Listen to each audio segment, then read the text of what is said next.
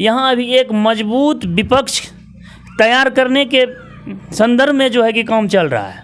तो इसी दरमियान में सोच रहे हैं कि जो भी हो, जो इसका जनता के बीच, इसमें तेजस्वी यादव जी का मन झुका है या फिर पप्पू यादव जी का मन झुका है? दोनों में से किसका मन झुका जो दोनों नेता आपस में इफ्तार पार्टी में मिला था? ना कहीं बात सही है कि पप्पू यादव अलग होने के बाद जो है ना, जनता भी कंफ्यूज हो जाते थे कि हमको क्या करना है।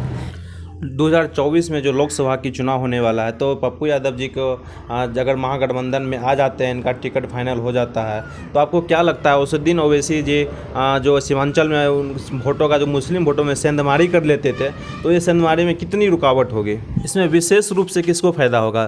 पप्पू यादव को फ़ायदा होगा या फिर महागठबंधन को ज़्यादा फ़ायदा होगा? ज़्यादा फ़ायदा किसको दिख रहा है? नमस्कार, मैं गौरव गब्बर। अभी 24 में लोकसभा का चुनाव होने वाला है। ऐसे में सभी पार्टी की तरफ से चिंतन मंथन की शुरुआत हो चुकी है। प्रत्येक एक सीट पे गहन चिंतन और मंथन किया जा रहा है, किस सीट से किस कैंडिडेट को उतारा जाए ताकि वो कैंडिडेट जीत के आ जाए। और सभी 40 सीट पे पूरे गहन चिंतन किया जा रहा है। खास करके हम लोग का क्षेत्र जो कोसी सीमांचल का क्षेत्र पड़ता है, इस पर आगामी जो पिछले साल 2020 में जो विधानसभा का चुनाव हुआ था, इसमें महागठबंधन सीमांचल और कोसी क्षेत्र में पिछड़ गया था। तो किन कारणों से आखिर पिछड़ा था, उसकी जो है आखिर किसकी कमी रह गई थी, इन कमी को दूर करने के लिए लगातार तेजस्वी जी और नीतीश जी लगातार मीटिंग कर रहे हैं। महागठबंधन के अंदर भी प्रत्येक नेताओं के ऊपर ध्यान दिया जा रहा है। और पिछले दिन आप देखे होंगे आप लोग, इफ्तार पार्टी का जिस तरह से तेजस्वी यादव जी अपने आवास पे आयोजन किए थे, उसमें पप्पू यादव जी को बुलाया गया था। तो आखिर कोसी सीमांचल में पप्पू यादव का नया चेहरा फिर से आने वाले हैं। आखिर पप्पू यादव का सिर्फ सर झुका है कि मन भी झुका है, या फिर तेजस्वी जी का मन झुका है कि फिर उनका तेजस्वी जी का सर झुका है? आखिर दोनों का मन लगता है तालमेल बनता दिख रहा है। तो आज इसी सब कड़ी में हमारे साथ बातचीत करने के लिए सोशल एक्टिविस्ट रुपेश जी हैं।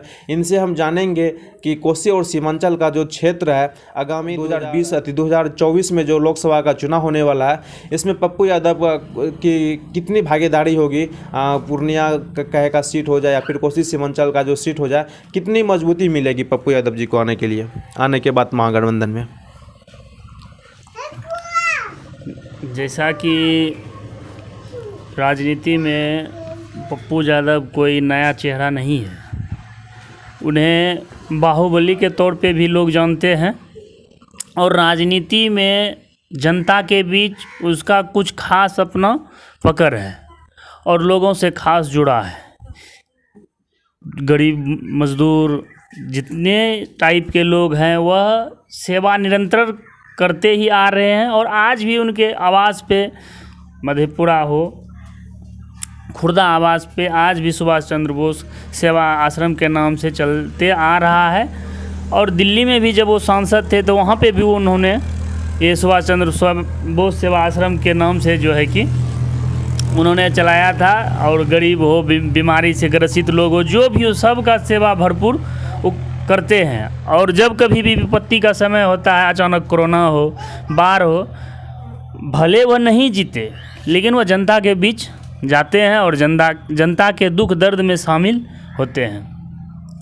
तो कहीं ना कहीं जनता के बीच उनका जो है एक अपना नज़दीकी है। लेकिन चुनाव एक ऐसा चीज़ है जो लोग चुनाव के वक्त जाति और पार्टी के विशेष पे जो है लोग डाइवर्ट हो जाते हैं, जिसके कारण जो है कि वह पिछड़ जाते थे और बट जाते थे। और अभी का जो माहौल है, अभी का जो परिस्थिति है, जैसा कि आपने अभी बोला कि तेजस्वी यादव और पप्पू यादव जो है कि इफ्तार पार्टी में शामिल हुए, और कई तरह की राजनीतिक खिचड़ी पक रही है, लोगों का अपना अपना कयास लगाया जा रहा है। तो यह भी बात सही है। यह लोकसभा चुनाव 2024 का जो है, यह बहुत चिंतन मंथन करके जो है कि तेजस्वी जी और नीतीश कुमार जी चुनाव लड़ना चाहते हैं। तेजस्वी और नीतीश कुमार जी ही नहीं, जितना ही विपक्षी पार्टी है, सभी वह जो है चाह रहे हैं कि किस तरह से इस 2024 का चुनाव लड़ें, ताकि जो है कि जो अभी सत्ता में शासन में सरकार है केंद्र में, उसको जो है कि सत्ता से बाहर किया जा सके। तो कोसी सीमांचल का क्षेत्र जो है इसी सब कारण से जो है कि पीछे पड़ जाता था, और इसमें कोई दुमत नहीं है कि कोसी और सीमांचल के क्षेत्र में पप्पू यादव का अपना एक खास पहचान है, लोगों से खास जुड़ाव है। तो तेजस्वी जी और नीतीश जी ऐसा नहीं चाह रहे कि ऐसा एक भी सीट हो जो कि किसी छोटे से गलती के कारण चूक हो जाए। तो इसी विचार से जो है कि जो भी हैं तो इस हिसाब से जो है कि अपना वह मंथन विचार करके और या कयास लगाया जा रहा है कि पप्पू यादव को इसमें शामिल करने के बाद कहीं ना कहीं महागठबंधन को जो है कि फ़ायदा मिलेगा। इसमें विशेष रूप से किसको फ़ायदा होगा? पप्पू यादव को फ़ायदा होगा या फिर महागठबंधन को ज़्यादा फ़ायदा होगा? ज़्यादा फ़ायदा किसको दिख रहा है? देखिए, इसमें पप्पू यादव को ज़्यादा फायदा या महागठबंधन को, तो अभी के राजनीति के हिसाब से अगर कहा जाए तो महागठबंधन जो है, जो अभी राजनीतिक स्वरूप, जो राजनीतिक ढांचा भी तैयार हो रहा है, वह एक विपक्षी का, जैसा कि अभी आप देख रहे हैं कि नीतीश जी जो हैं कि कांग्रेस से मिल के आए, राहुल गांधी जी से मिल के आए, कांग्रेस के राष्ट्रीय अध्यक्ष खड़गे साहब से मिल के आए। तो यहाँ पे व्यक्तिगत अभी पप्पू यादव की या तेजस्वी जी की बात नहीं है, यहाँ अभी एक मजबूत विपक्ष तैयार करने के संदर्भ में जो है कि काम चल रहा है। तो इसी दरमियान में सोच रहे हैं कि जो भी हो, जो इसका जनता के बीच खास पहचान है, खास पकड़ है, तो इस हिसाब से किया जाए कि जनता डाइवर्ट नहीं हो और मेरा वोट जो है वह बर्बाद नहीं हो, और इस तरीके पे जो है कि काम किया जा रहा है। जैसे कि पहले सीमांचल का गांधी तस्मुद्दीन साहब को कहा जाता था, उनकी निधन हो जाने के बाद सीमांचल से कुछ ऐसा मजबूत चेहरा उभर के प्रदेश में नहीं आ पा रहे थे। तो आपको क्या लग रहा है कि पप्पू यादव जी जब से महागठबंधन में अगर शामिल हो जाते हैं तो तस्मुद्दीन जी का स्थान उनको मिलेगा कि नहीं मिलेगा? देखिए, महागठबंधन में शामिल होने के बाद तस्लीमुद्दीन जी जो है, तो कोसी नहीं कहा जाए, मतलब अररिया क्षेत्र में जो है आपका जो उनका खास पहचान था, और खास करके कहा जाए तो आप मुस्लिम समुदाय में जो है व्यक्तिगत विशेष उनका जो है कि खास पकड़ था।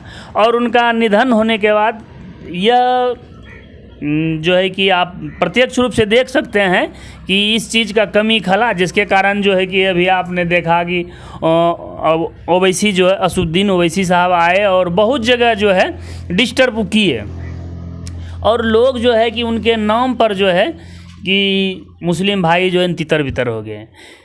तो लेकिन पप्पू यादव का जो है तो सभी समुदाय पे, चाहे वह मुसलमान हो, जो भी समुदाय हो, सभी पे उनका एक अपना खास संपर्क है, अपना जो है कि क्या कहा जाए, जनता का भी उनके ऊपर विश्वास है, और वह जनता का भी सेवा करते हैं, और वह कभी जाति और व्यक्ति का पूछ के जो है कि वह सेवा नहीं करते हैं, वह जनता का एक सेवा भाव से जो है कि सहयोग करते हैं, चाहे उसके पास कोई भी चले जाए, जिस रूप में हो वह सहयोग। जो लोकसभा की चुनाव होने वाला है, तो पप्पू यादव जी को अगर महागठबंधन में आ जाते हैं, इनका टिकट फाइनल हो जाता है, तो आपको क्या लगता है असदुद्दीन ओवैसी जी जो सीमांचल में वोटों का जो मुस्लिम वोटों में सेंधमारी कर लेते थे, तो ये सेंधमारी में कितनी रुकावट होगी? देखिए, जैसे कि महागठबंधन में पप्पू यादव जी जो आएंगे, इनका जो अपना एक पकड़ है, तो लोगों में जो है कि यह अभी जो ट्रेंड है यह भी एक ख़ास है कि लोग जान रहे हैं, और कहीं ना कहीं बात सही है कि पप्पू यादव अलग होने के बाद जो है ना, जनता भी कंफ्यूज हो जाते थे कि हमको क्या करना है, क्योंकि एक पार्टी भी जो है ना, लोग पार्टी विशेष पे भी वोट करते हैं और व्यक्तिगत पे भी वोट करते हैं, और जो पप्पू यादव जो पिछड़ जाते थे, जो कंडीशन था, जो कंडीशन है, तो लोग वहाँ पे थोड़ा सा डाइवर्ट हो जाते हैं, क्या मतलब व्यक्तिगत हम जाएंगे फिर पप्पू यादव निकलेगा कि नहीं निकलेगा। तो इस कारण से जो है लोगों का चितर बितर हो जाता था, और बहुत हद तक जो है कि कहा जाए कि सफलता मिलेगी महागठबंधन को। पप्पू यादव को अगर महागठबंधन में शामिल होते हैं या किस पार्टी में आते हैं वो तो देखिए वो अंदर की बात है, और उनका अपना व्यक्तिगत है, तो यह चीज़ तो क्या होगा राजनीति में। लेकिन महागठबंधन में आने के बाद बहुत हद तक कोसी सीमांचल में लाभ मिलेगा।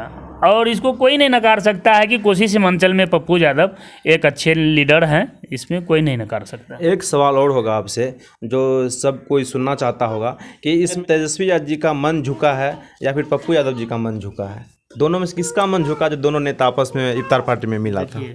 राजनीति जो है, राजनीति में कोई आपसी वैर नहीं होता है। राजनीति में हर हमेशा परिस्थिति का लोग बहिष्कार करते हैं और परिस्थिति देख के जो लोग उसको स्वीकार करते हैं। तो इसमें मन झुकना, राजनीति में भी मान लीजिए द्वेष है तो कहीं ना कहीं जब तक कोई भी चीज़ हो, जब दोनों नहीं समझौता करेंगे तो नहीं मिल सकता है। तो इसमें किसी एक का जो है कि आप नहीं कर सकते हैं कि ऐसा बात है। तो दोनों का जो है कि अपना दोनों का दिल झुका है, मन झुका है और जनता के लिए जो है कि कहिए। निश्चित तौर पे अभी आप जिस तरह से रुपेश जी को सुन रहे थे, तो आगामी जो 2024 में जो लोकसभा का चुनाव होने वाला है, इस पे सबों की नज़र है, सभी पार्टी की नज़र है और इसमें सभी पार्टी अपने अंदर से तैयारी में लग चुके हैं। और हम लोगों को भी देखने की बात है कि पप्पू यादव जी अगर महागठबंधन में आते हैं तो पार्टी को और पप्पू यादव जी को कितना फ़ायदा होता है। फिलहाल आज के लिए इतना ही, तब तक के लिए जय हिंद, जय स्वराज।